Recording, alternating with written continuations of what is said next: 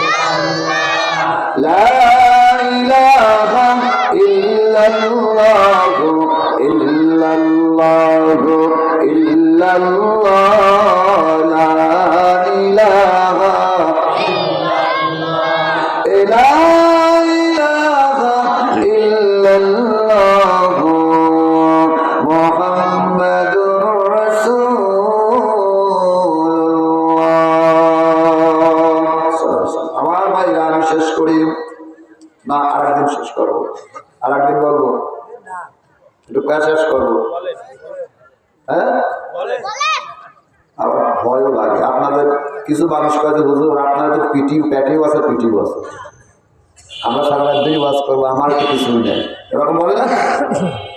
কয়ে আপনারা ওয়াজ করবেন, আবার যাওয়ার সময় প্যাট ভরি সাটি সুটি আমার পকেট ভরে নিয়ে যাবেন, আমার তো ওসব টোসব নেই, আমার সারা রাত ধরে শোনা শুনি যাওয়ার সময় সুসা করি আমরা চলে যাও, তাছাড়া করবো। আরে আপনারা তো সোয়াব পাবেন, এই সোয়াব আল্লাহর কাছে এমন হতে পারে আজকের এই মাহফিল, আপনাদের এই তাফসীরুল কোরআন মাহফিল আপনাদের আমাদের সবার জন্য আল্লাহ রাব্বুল আলামিন নাজাতের ওসিলা বানায় দিতে পারে। জোরে বলেন ঠিক কিনা? এজন্য শুনতে হবে, বুঝতে হবে, তড়িঘড়ি করলে হবে না।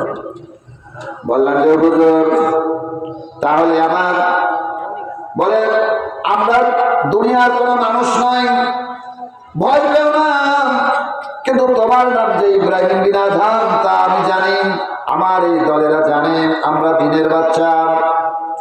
রাতে নামাজ পড়তে এসছি, দরজা কিভাবে খুলেছে তালাবদ্ধ আছে কিন্তু শব্দ হয়েছে, হয়তোবা তুমি মনে করেছো মুয়াজ্জিন সে দরজা খুলছে, কিন্তু তা নয়, শব্দ হয়েছে কিন্তু দরজা খুলে নাই, অটোমেটিকলি আমরা মসজিদের ভিতরে ঢুকে গেছি। জোরে বলেন সুবহানাল্লাহ। ও বলকের বাচ্চা শোনো শোনো শোনো, 40 দিন আগে, প্রায় 40 দিন আগে তোমার একটা ঘটনা ঘটেছে। সেই ঘটনাটা হচ্ছে কুফার একটা দোকানে তুমি মাল কিনতে গিয়েছিলে, খেজুর কিনতে গিয়েছিলে। খেজুর কিনতে যে একটা খেজুর মেপে দেওয়ার সময়, ওজন করে দেওয়ার সময় দোকানদার যে সে ওজন ঠিকই করে দিচ্ছিল। ওই ওজন করে দেওয়ার সময় সে ঠিকই ওজন দিয়েছে। একটা খেজুর ওজন করতে যাওয়ার সময় একটা খেজুর নিচে পড়ে গিয়েছিল।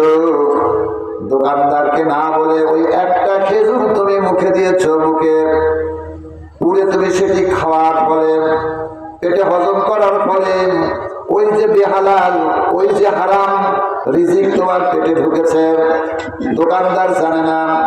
যার কারণে 40 দিন হয়ে গেছে, এই 40 দিন হয়ে গেছে আজ পর্যন্ত আগে যে ইবাদতের স্বাদ পেতেন, এই 40 দিন পর্যন্ত তোমার মধ্যে সেই ইবাদতের আগের স্বাদ নাই।